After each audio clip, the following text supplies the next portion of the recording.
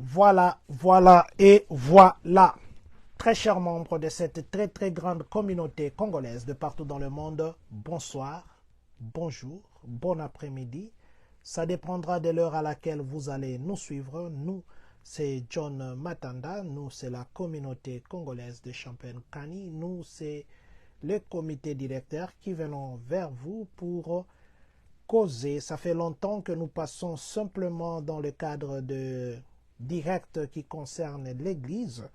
Nous devions normalement aujourd'hui être avec le pasteur, mais malheureusement, apparemment, son téléphone a un problème. Nous avons essayé de l'appeler, il n'a pas pris, mais n'empêche que demain, nous pourrons venir avec lui. Mais aujourd'hui, nous avons voulu nous entretenir très rapidement, peut-être pour quelques minutes, pour parler de la situation aux États-Unis, pour parler des différentes situations. Aujourd'hui, nous allons parler principalement des 4 points. Le premier point, c'est les changements qu'il y a dans les écoles d'Urbana. Le deuxième point, ça sera une maman qui est arrêtée maintenant dans une ville qui est ici à côté. Et puis le troisième point, nous parlerons de comment est-ce que, là nous allons expliquer, est-ce que quelqu'un peut venir se faire soigner aux États-Unis. Je crois que là nous allons expliquer en survol, mais du moins nous allons vous expliquer très profondément dans les jours à venir, parce que là il faudrait vraiment qu'on prenne beaucoup de temps. Et le dernier point, nous parlerons, plutôt le troisième point, le sous-point, nous parlerons des enseignants. Pourquoi les enseignants quittent la profession d'enseignant ici aux États-Unis. Et après, nous donnerons quelques conseils, surtout pour ceux qui ont acheté des maisons qui coûtent cher, parce que l'économie américaine, vraiment, ça ne se sent pas très bien. Je dis merci à vous qui vous appelez Gisèle Tantani, Papa Vieux Willy Likia, merci d'être connecté. Kini Abanka, que Dieu vous bénisse. Voilà, je vais m'incliner d'abord, je vais commencer par partager ces directs, en commençant par dire merci à Dieu qui a permis à ce que nous et vous nous soyons connectés aujourd'hui. Je tenais à m'excuser, nous devions avoir un direct concernant les offrandes. Beaucoup de gens prennent des offrandes du prophète, offrandes de ceci. On devait avoir ce direct avec le prophète Israël. Je parlais avec lui les après-midi ici. Je me suis déplacé, je suis revenu. Apparemment, son téléphone a un problème. Je crois qu'au Congo, là-bas, souvent, ils ont un problème de charge. Je pense que ça pourrait être cette raison-là. Mais n'empêche, nous allons un peu parler. Et puis, demain, nous serons en direct avec le prophète Israël Chitoko Babawangu pour parler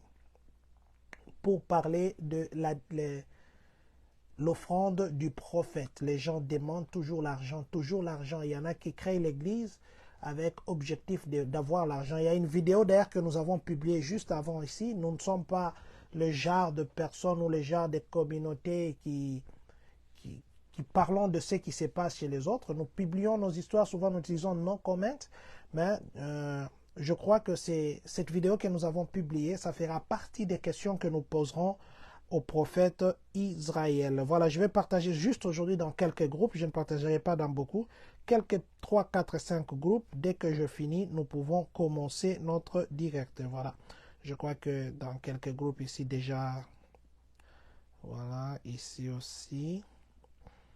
Voilà, je crois que nous pourrons d'abord nous arrêter ici et nous allons commencer ici.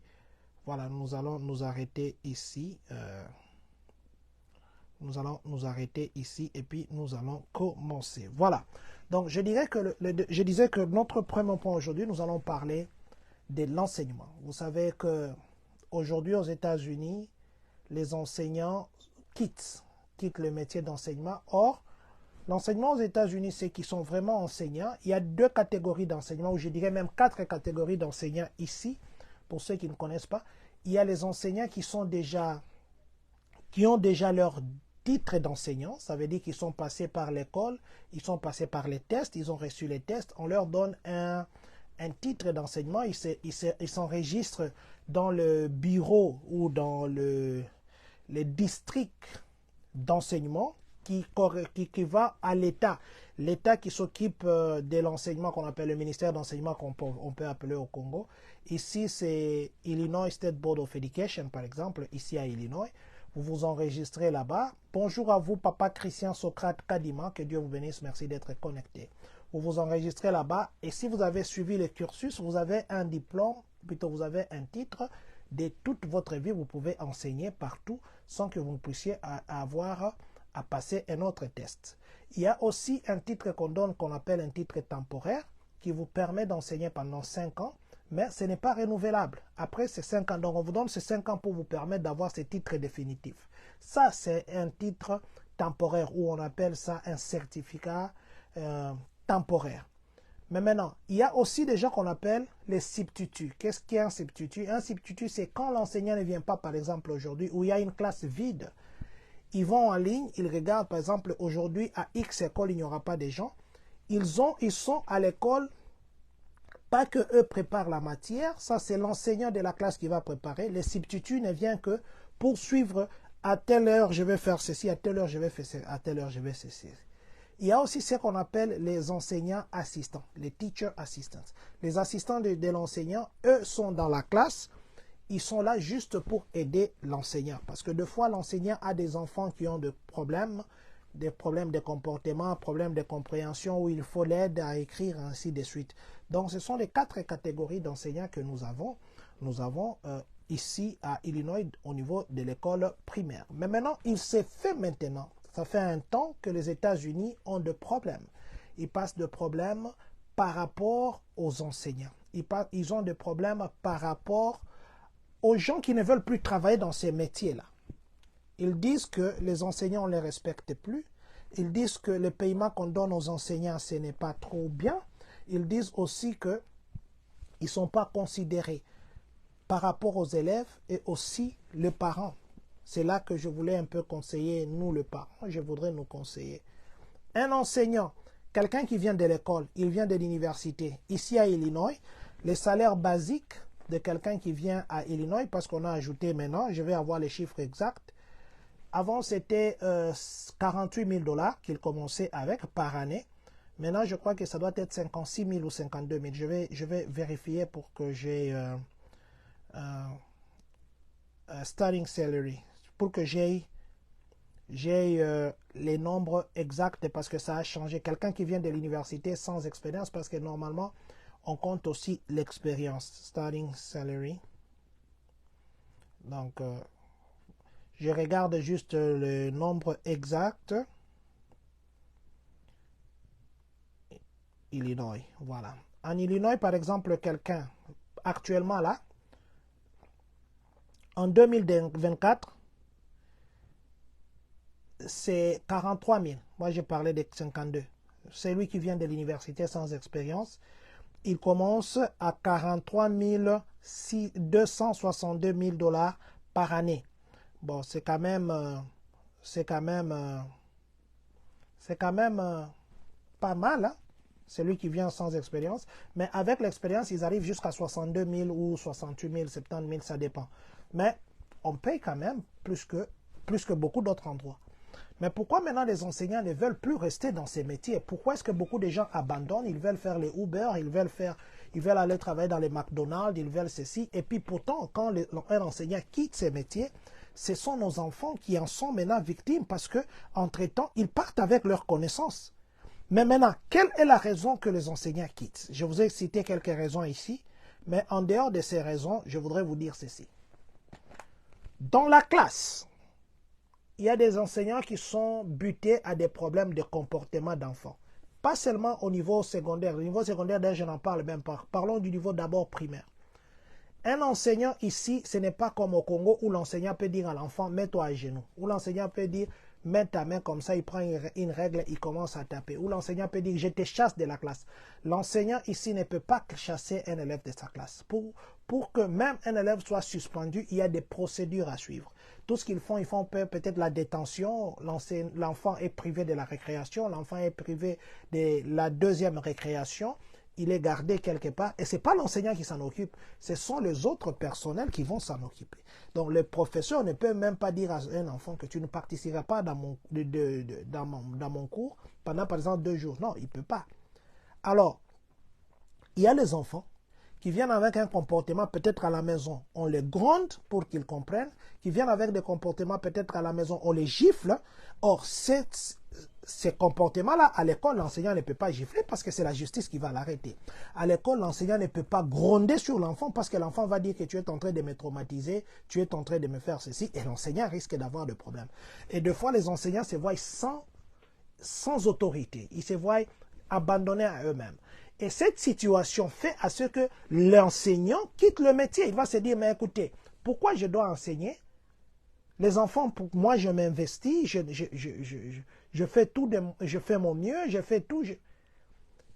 Ils viennent à l'école comme ça. Un enfant, j'ai vu les enseignants, moi je suis dans le domaine, j'ai vu les enseignants, des grandes personnes pleurer comme ça, presque chaque jour elles pleurent.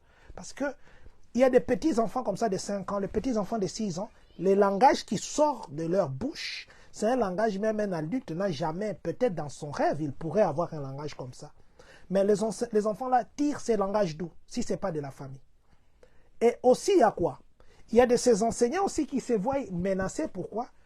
Il y a de ces parents qui vont jusqu'au niveau d'aller accuser à la police, un enseignant qui n'a rien fait, qui a fait peut-être que son rôle, qui n'a rien fait, qui a fait peut-être que rapporter à l'enfant. Parce qu'en fait, vu que l'enseignant ne peut rien faire, la seule chose qui est faite, tout ce que l'enfant fait en classe, l'enseignant doit appeler les parents pour dire que ton enfant a fait ceci. L'enseignant va peut-être passer le téléphone à l'enfant pour que le parent parle avec son enfant au langage de la maison. Mais il y a de ces parents, quand l'enseignant fait ça, ses parents vont se fâcher. Ils viennent à l'école insulter l'enseignant devant l'enfant. Ils vont venir à l'école avec la police. Pourquoi mon enfant, l'enseignant peut lui dire ça, peut faire ça. Et qu'est-ce que l'enseignant va faire? Avec sa connaissance, il va chercher un autre boulot. Et qui dans ces cas perd? C'est l'enfant. Et qui dans ces cas perd? Ce sont les parents. Pourquoi? Parce que l'enfant n'a pas pu avoir les soutiens. L'enfant n'a pas pu avoir les soutiens qui devaient lui être accordés. Parce qu'à l'école, les enseignants sont limités. Et qu'est-ce qu'ils vont faire? Ils abandonnent. Et dans l'enseignement, si quelqu'un abandonne, il part avec son savoir, il part avec sa connaissance. Maintenant, cette raison, d'ailleurs c'est la plus grande raison, les enfants qui sont au secondaire aujourd'hui, il y avait même des écoles où on a voté qu'on puisse avoir la police. Il y a de ces écoles qu'on a voté qu'on puisse avoir des détecteurs de métal. Il y a des écoles qu'on a voté qu'on puisse avoir des détectives privés ou des gens qui sont déguisés en civil. Beaucoup d'enseignants ont été frappés. Même dans le lunch room, dans la salle où on sert à manger les enfants. Il y a de ces enfants qui prennent des histoires comme ça, qui jettent. Au lieu de donner normalement, ils vont prendre comme ça, ils jettent. Ou il y a des enfants qui ont un langage bizarre. Même les gens qui travaillent dans des cafétérias, ils commencent à abandonner les métiers. Maintenant, pour terminer, c'est quoi? C'est le parent. Le parent, vous devez montrer aux enfants que quand vous êtes à l'école, le même rôle que le parent joue à la maison, c'est vrai que l'enseignant ne peut pas aller jusqu'à toucher à la joue, le même rôle que le parent joue à la maison, donnez aussi cette autorité-là à l'enfant. Le danger, c'est quoi? Dans les jours très à venir, ça je vous l'ai dit et je vous l'ai garanti, dans les jours très à venir, il y aura plus de gens qui ne sont pas expérimentés dans l'enseignement, qu'on va juste prendre pour combler une classe, et ça sera quoi? Les déficits. Les statistiques actuelles, par exemple, ici, dans un district scolaire, on a montré que les enfants qui connaissent lire à leur niveau d'études, c'est 10%. Ça veut dire 90% d'enfants ne savent pas lire à leur niveau. C'est pourquoi? C'est parce que peut-être que l'enseignant qui est dans cette classe, ce n'est pas un enseignant qualifié, ce n'est pas un enseignant qui a fait longtemps dans ce domaine-là, c'est quelqu'un qui vient de l'université, c'est quelqu'un qui vient, par exemple, qui a été retraité, c'est quelqu'un. Et qui fait à ce que les bons enseignements qui devaient être donnés, ça ne se donne plus. Les parents, on ne rend pas un bon service parce qu'il y a de ces parents qui arrivent jusqu'à insulter. Il y a de ces parents qui disent même que moi, l'enseignant là, je ne parlerai plus jamais avec lui. Qui perd dans ces cas? qui perdent. Vous ne passez pas le temps avec vos enfants. Vos enfants, des fois, ils ont des comportements. Les enseignants touchent des histoires de vos enfants que vous ne pouvez même jamais toucher. Les enseignants ont des insultes de vos enfants qui n'en peuvent jamais faire de vous. Et cet enseignant-là, cette femme-là, ce papa-là qui travaille dans les cafétérias, il a aussi des enfants qu'il appelle maman. Elle a aussi des enfants qu'il appelle maman. Il a aussi des enfants qu'il appelle papa. Mais le parent, je ne dis pas que c'est à vous la faute totale. À l'école, c'est juste le prolongement de l'éducation que l'enfant reçoit à la maison. La façon que vous éduquez l'enfant à la maison, c'est peut-être différent de la façon qu'on l'éduque à l'école, parce qu'à l'école, il voit une largesse. À la maison, à l'école, l'enseignant ne dira pas à l'école, l'enseignant ne dira pas que dans ça, là, au boye. Et après, ça sera que non, à l'école là-bas, on fait comme ça, mon enfant, tout ça, moi je vois mal. Un enseignant ne peut pas venir faire de son enfant, de votre enfant, son ennemi. Un enseignant ne peut pas venir faire de votre enfant son rival. Un enseignant ne fait que son travail. Et c'est à nous les parents, de montrer à ces enfants-là. Parce que je vous l'ai garanti, je vous l'ai dit.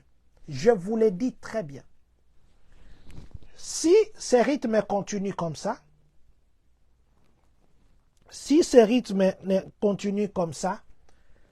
ça sera à ce qu'à un moment, il n'y aura plus d'enseignants. Il y en aura, mais bientôt, bien sûr, mais ça sera que les enseignants qui ne sont pas expérimentés. Parce que pour le moment, je vous dis, ça, ce sont les statistiques qui ont été faites il y a un mois ici. Dans un district scolaire, je ne veux pas citer des districts ici, 10% seulement d'élèves qui sont à leur niveau de lecture. Mais pourquoi est-ce qu'il y a ces gaps? On va parler de Covid. Covid, c'est depuis 2019. On va parler de quoi? Donc, c'est parce que aussi les enfants, il y a de ces enfants qui n'ont pas de suivi. Ça, je vais aussi être très, très clair avec nous. Parents, quels que soient nos problèmes, quels que soient nos programmes, à l'école, l'enseignant est devant peut-être 15 enfants, 20 enfants. C'est vrai qu'il y a ce qu'on appelle l'enseignement individualisé, où on enseigne selon l'évolution de chaque enfant, selon les besoins de chaque enfant. Mais c'est pendant peut-être 30 minutes, c'est pendant peut-être 20 minutes. Mais vous passez à la maison, vous êtes à la maison là-bas avec votre enfant toute la journée. Et tout ce qu'on fait, c'est quoi? Tellement qu'il y a des tablettes, l'enfant prend la tablette, l'enfant prend le téléphone. On donne à nos enfants des téléphones. On ne sait même pas ce qu'ils regardent. Le langage du téléphone, ils amènent ça à l'école. Et vous vous demandez non, mon enfant ne peut jamais se comporter comme ça. Mais votre enfant se comporte comme ça parce que ce qu'il fait dans son téléphone, le langage qu'il apprend dans son téléphone, dans sa tablette, vous ne surveillez pas. Et tout, on abandonne à l'école. Mon enfant n'évolue pas bien. École, on a baïbi rotangi sate. Non. Excusez-moi de nous dire comme ça. Si vous regardez les enfants d'une autre nationalité et vous regardez de l'autre nationalité, une autre nationalité évolue bien. Pourquoi? Parce qu'ils ne sont pas seulement suivis.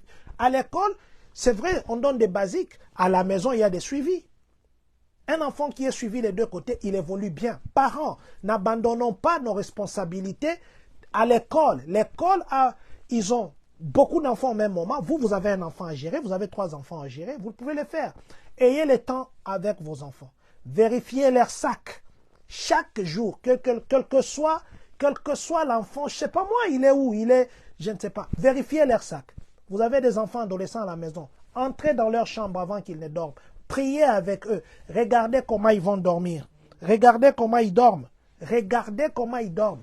Parce qu'ils peuvent être en train de faire des histoires là-bas, vous ne savez pas. Ou peut-être qu'ils n'ont pas dormi à la maison, vous ne savez pas. C'est la négligence de nous les parents qui fait à ce qu'aujourd'hui, il y ait maintenant carence d'enseignants. Cet enseignant-là, il a déjà sa matière avec lui. Quand il va partir, il part avec. Et puis ici aux États-Unis, quelqu'un peut dire que j'ai mon enfant, j'ai fait ce qu'on appelle homeschooling. Homeschooling, ça veut dire j'enseigne mon enfant à la maison et c'est permis par la loi. Je peux enseigner mon enfant à la maison et il a le même titre. On lui donne aussi les diplômes, on les reconnaît parce qu'il a fait le homeschooling. Il y a un moment que les gens vont s'arrêter à faire le homeschooling. Pincez vos enfants à la maison. Faites des suivis de vos enfants, s'il vous plaît. Même des choses consignes comme ça. Vous ne contrôlez pas. Ce n'est pas bon. Ce n'est pas normal.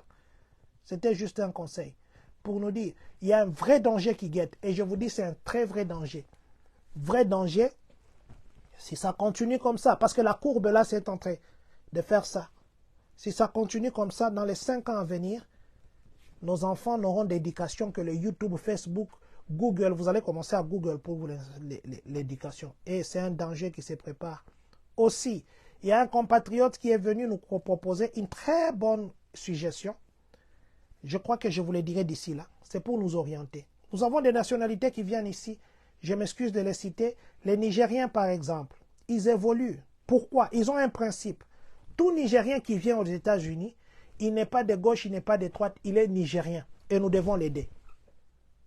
Et c'est comme ça que nous aussi, la communauté, si nous disons, tout Congolais qui vient ici, il n'est pas de l'Est, il n'est pas de l'Ouest, il n'est pas du Centre, il n'est pas du Nord, il n'est pas du Sud, il est Congolais.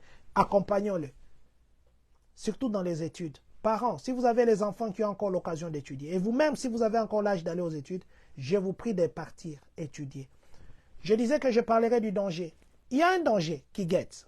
Je vais continuer avec ça.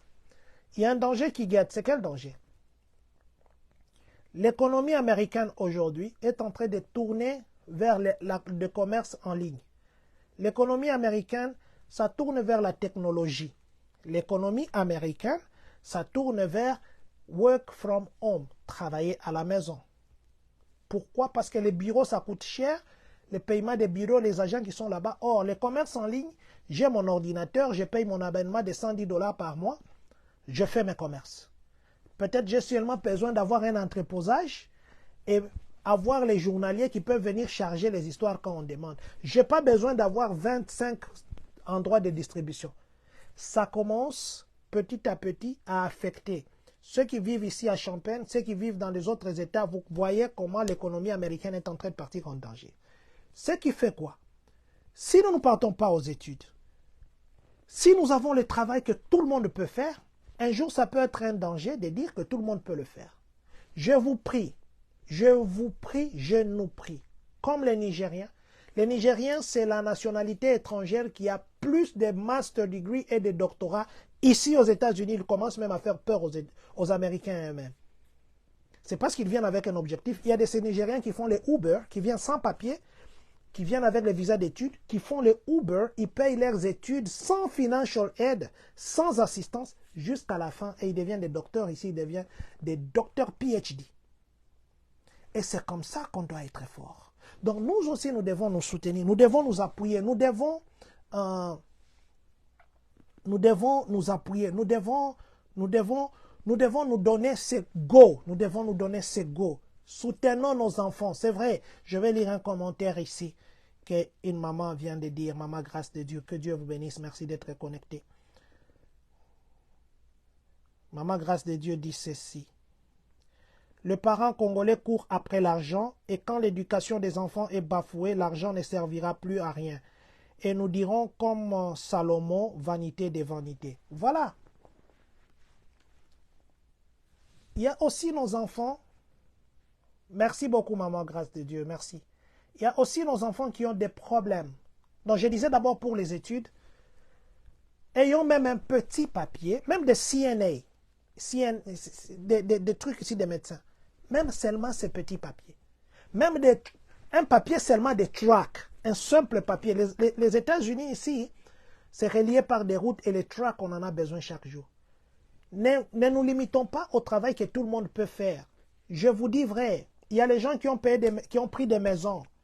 Les charges deviennent maintenant élevées. Et puis les taxes des maisons vont encore s'ajouter. Bientôt là, ils vont encore augmenter des taxes des maisons, c'est déjà signalé. Les taxes des maisons de l'année prochaine, ça va augmenter. Et si par exemple le boulot que vous avez, maintenant là, il y a des layoffs. Maintenant là, il y a des licenciements. Maintenant. Vous allez vous en sortir comment?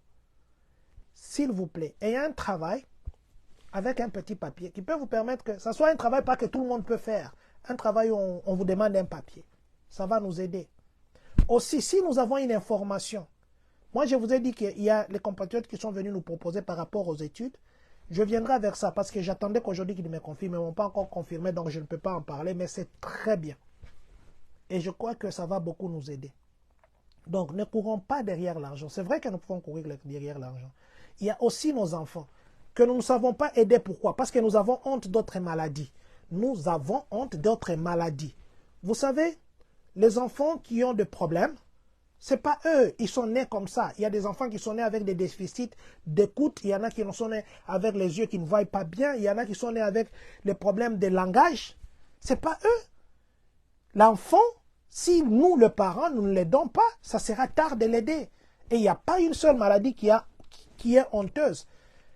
J'avais l'autre fois partagé, sur une autre page ici, il y a un groupe ici à Champagne, des parents qui ont les enfants autistes. Ce sont les Américains. Parce qu'eux, ils n'ont pas peur, ils n'ont pas honte de parler de leur autisme, de leur enfant. Parce que si un enfant est autiste, il y a un parent peut-être à côté qui a la même expérience et qui connaît comment je fais ABC pour arriver à aider mon enfant. Il peut te donner les conseils, comment il a fait pour arriver à ce que son enfant puisse être soigné. L'autisme, c'est juste un langage, un retard de développement. Il y a les thérapeutes qui peuvent venir, les speech thérapeutes, qui peuvent suivre votre enfant. Il peut améliorer son langage. Et vous savez que les autismes et les autistes, ils évitent les groupes, ils évitent des bruits, ils veulent s'isoler, ils ont des comportements des fois comme ça brusques. Mais si vous n'en parlez pas, et puis nous réduisons tout à la spiritualité. C'est pourquoi vous voyez ces derniers temps, j'amène un prophète pour que je lui pose toutes les questions qui se passent dans nos têtes. Nous amenons tout à la spiritualité. Non, ça c'est juste un trouble de développement normal. Qu'il y a les gens que Dieu a établis, qui ont étudié pour ça, qui peuvent aider nos enfants. Mais nous avons honte même de dire que notre enfant est malade. Comment vous voulez aider votre enfant que d'abord vous-même vous ne voulez pas? S'il vous plaît. Et cet enfant-là, si vous les parents, vous ne l'amenez pas là où il faut qu'il trouve l'aide, qui va l'aider? Et imaginez, vous l'avez à la maison, un enfant. Tout le temps qu'il veut vous déranger, vous lui donnez un iPad. Il ne sait pas se mettre, non, ami fan de la kaye moko kaka. Moi, non, il kangaye moko. Maintenant, vous envoyez cet enfant-là devant un enseignant. Et l'enseignant doit faire à ce que cet enfant, ça ne soit pas comme chez vous à la maison, ami kangaye la kaye moko. L'enseignant doit faire que votre enfant apprenne à lire, apprenne à écrire, apprenne à converser, apprenne à faire les calculs. Vous voulez qu'il fasse quelle forme? S'il vous plaît, nous devons aider nos enseignants. Aidons nos enfants. Aidons nos enfants. Nous avons un grand problème des États-Unis actuellement qui est en train de traverser la crise, qui est vraiment réelle. Il devait y avoir un shutdown encore il y a quelques mois. Non, les mois ici d'ailleurs. On a voté un budget comme ça pour éviter les shutdowns du gouvernement. Ça fait beaucoup de fois, c'est la 4e fois comme ça qu'on évite des shutdowns. Le gouvernement. S'il vous plaît. S'il vous plaît. Évitons de prendre des dettes ces derniers temps. Investissons au pays, même dans un petit champ, même dans un petit poulailler. Faites-le. Faites-le, c'est très important. Faites-le. Voilà. Nous allons parler des changements qu'il y a à Yankee Ridge ces derniers temps. À Urbana, il y avait l'autre fois, je suis venu vous dire qu'il y avait des conversations entre les parents, la communauté et puis les directoires de l'école parce qu'on voulait créer ce qu'on appelle une école des langues. Il y a déjà le programme espagnol-anglais et le programme français-anglais. Je vous avais expliqué l'autre fois parce qu'il y en a qui confondent, qui croient que quand leur enfant part dans un programme bilingue où on étudie le français et l'anglais, il perd son anglais. Ou il part dans un programme espagnol francophone, et plutôt anglophone, il perd son anglais. Non, je vous avais dit. Les cours, ça commence à 8h10, ça se termine à 14h50. Non, ça commence à 8h30, ça se termine à 14h50. C'est comme ça que les enfants étudient. Et le programme, chaque heure, il y a un cours dédié. Si par exemple, les enfants en mathématiques, ceux qui sont dans un programme monolingue où on étudie que l'anglais, ils ont par exemple le mathématique, ils ont 1h30 minutes. Les enfants qui sont dans les programmes bilingues, le mathématique, ils le font pendant 1 heure. Les 30 minutes restant là, on ajoute.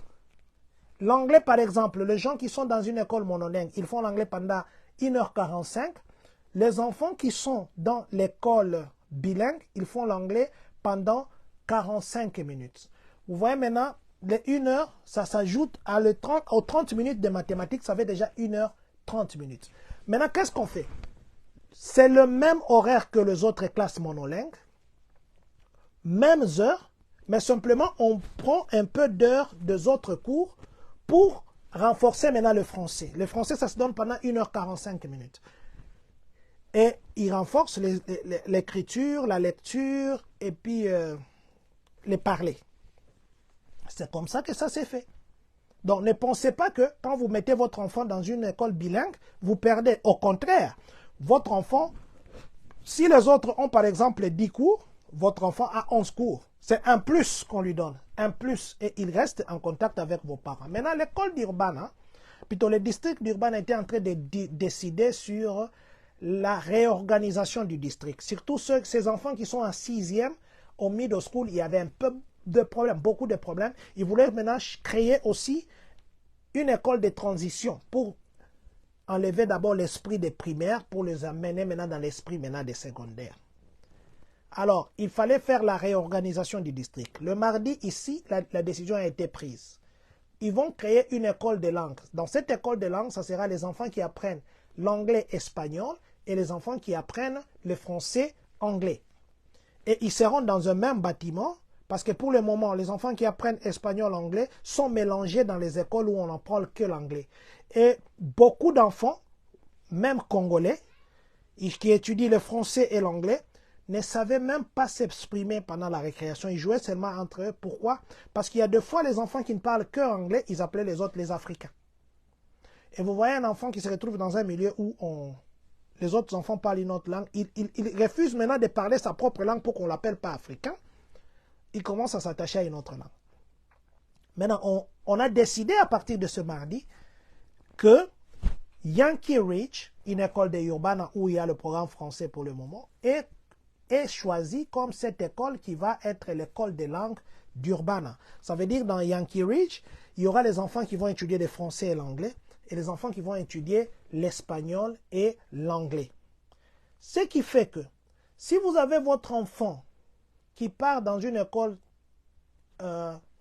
où on ne parle que l'anglais, et que c'était Yankee Ridge, votre enfant était dans ce programme-là, l'année prochaine, on va les délocaliser. Ceux qui vont rester là-bas à Yankee Ridge, ce sont les enfants seulement qui étudient le français et l'anglais, et ils seront mélangés avec les enfants qui étudient l'espagnol et l'anglais. Et beaucoup de parents pensent que quand on dit espagnol et anglais, ce ne sont que les enfants espagnols. Non. 42% des enfants qui sont dans ces programmes, ce sont les enfants qui ne parlent que anglais.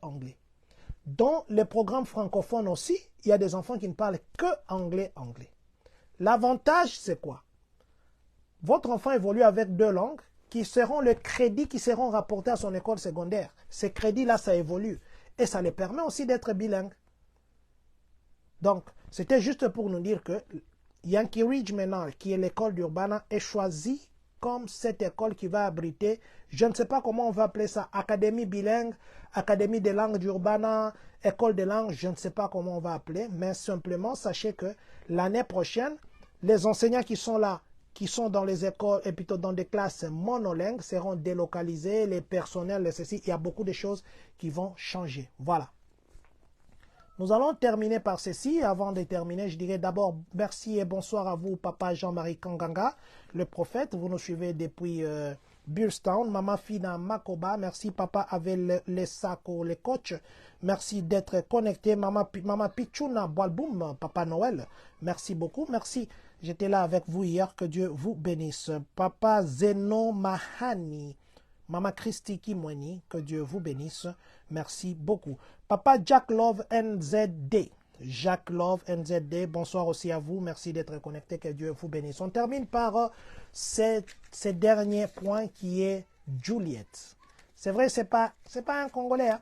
J'ai mis dans les titres qu'un parent a un enfant de 12 ans est mort.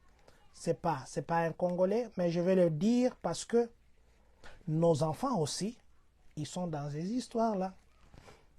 Parents, vous connaissez que nos enfants aussi, des fois, ils sont dans ces histoires-là. Voilà, une fillette de 12 ans. 12 ans, sa maman fume. Elle prend l'héroïne, elle prend le fentanyl. Le fentanyl, ce sont des drogues là. On met comme ça, ils mettent sur une cuillère. Allez, je ne vais pas montrer aux gens comment on fait ça, sinon les gens vont comprendre. Voilà, fentanyl et puis héroïne. La maman consomme ça. L'enfant est parti ingurgiter les histoires de parents. Mercredi, c'était hier. On appelle la police.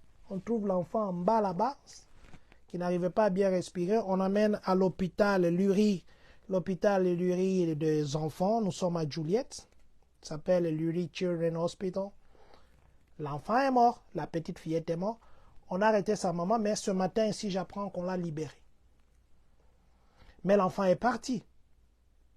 À cause des surdoses, à cause des overdoses, des fentanyl et puis des héroïnes.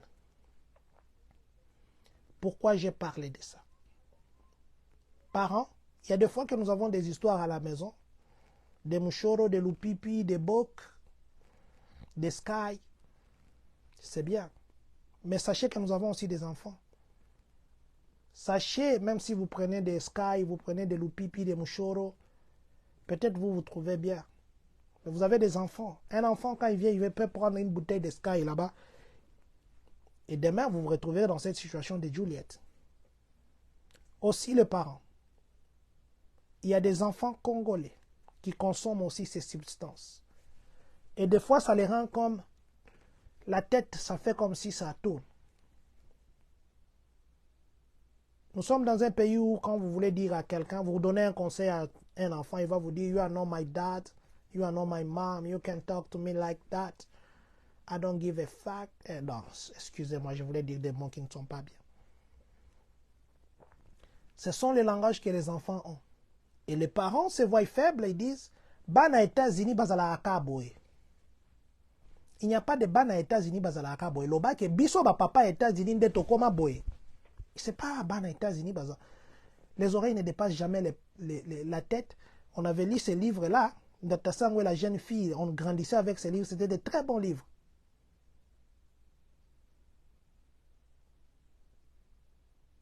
C'est parti où? Parents, vos enfants, il y a de ces enfants qui consomment ces histoires, ça les amène dans des histoires qui ne sont pas bonnes. Il ne faut pas qu'on soit dans une communauté identifiée dans des histoires qui ne sont pas bien. Soyons une communauté identifiée dans des histoires qui sont bien. Parents, s'il vous plaît, sauvons cette génération. C'est à vous de le faire. C'est votre décision. Et vous pouvez le faire. Il y a un mouvement qu'on a créé. C'est là que je termine. Vous qui nous suivez aujourd'hui, je vous dis d'ailleurs merci beaucoup. Papa Kennedy, vous êtes en ligne maintenant là. Un mouvement qu'on a créé, ça demande votre participation. Nous avons créé une structure. Nous ne voulons pas que les autres puissent être avant sans que nous soyons les pionniers. Ça s'appelle Immigrant Thanksgiving. Immigrant Thanksgiving. C'est quoi Immigrant Thanksgiving? Nous avons déjà contacté d'autres nationalités, ils sont partants. Nous voulons, nous les immigrés, nous qui venons, Nanzela Makolo, nous qui venons par diviloterie, nous qui venons par regroupement familial, nous qui venons par n'importe quel moyen, visa de visite, visite touristique, tout ça.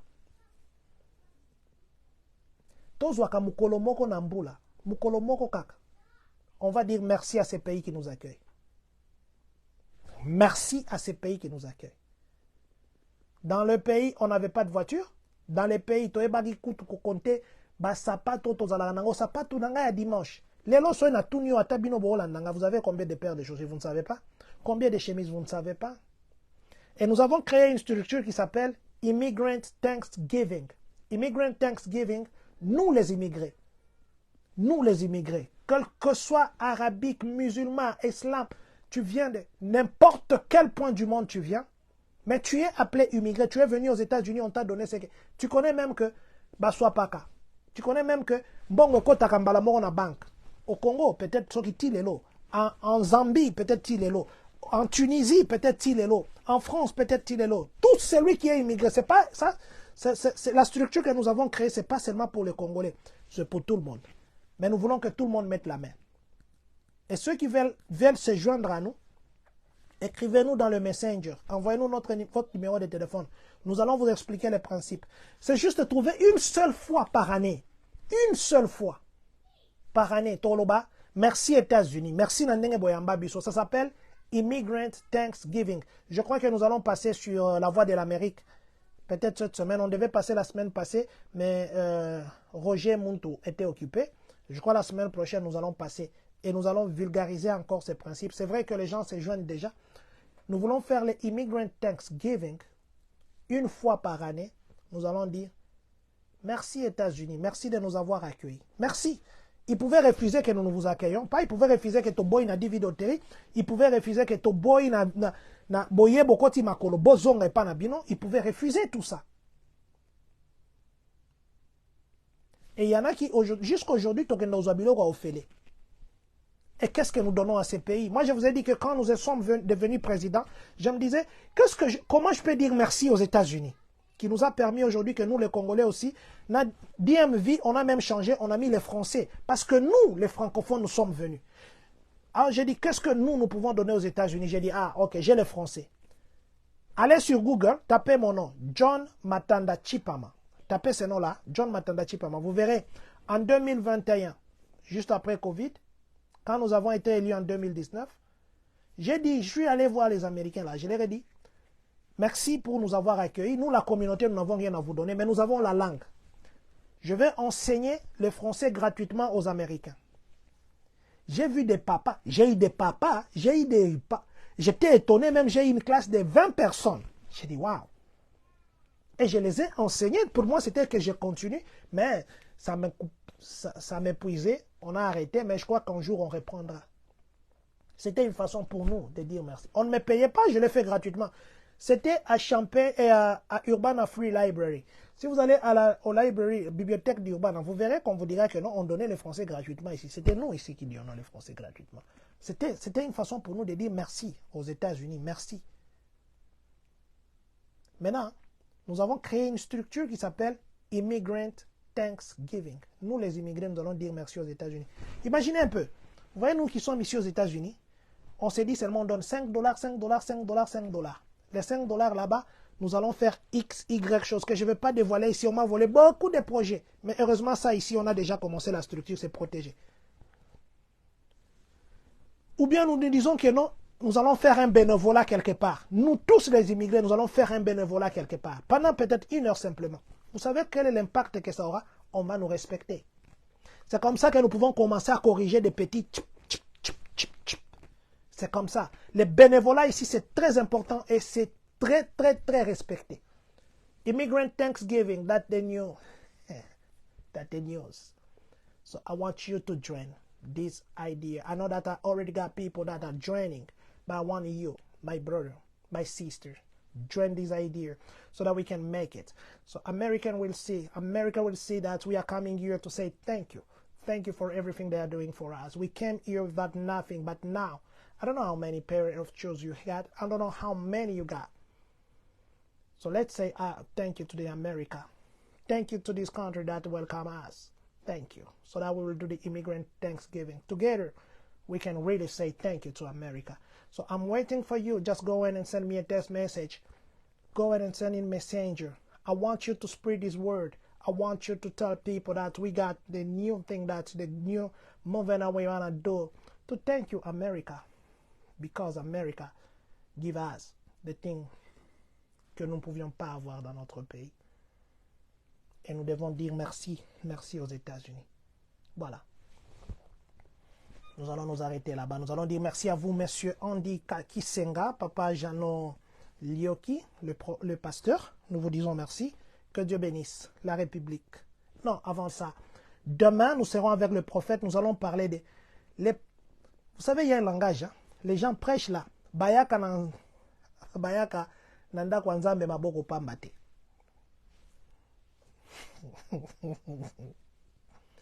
Offrande du prophète. Euti wapi. Euti wapi. On devait le faire ce soir. Le prophète, il a un problème avec son téléphone. Mais demain à 17h, demain, vendredi à 17h, je nous donne ce programme. Que Dieu bénisse la République démocratique du Congo. Que Dieu bénisse les Congolais de partout dans le monde. Que Dieu bénisse vous qui êtes connectés en ce moment. Vous vous appelez Valdo Elumba. Vous vous appelez Mama Olga Senemo. Vous vous appelez Monsieur Célestin Kabwe. Que Dieu bénisse les États-Unis d'Amérique. Et que surtout, que Dieu bénisse les Congolais des Champagnes, Kani. Nous nous donnons rendez-vous demain à 17 h. Merci.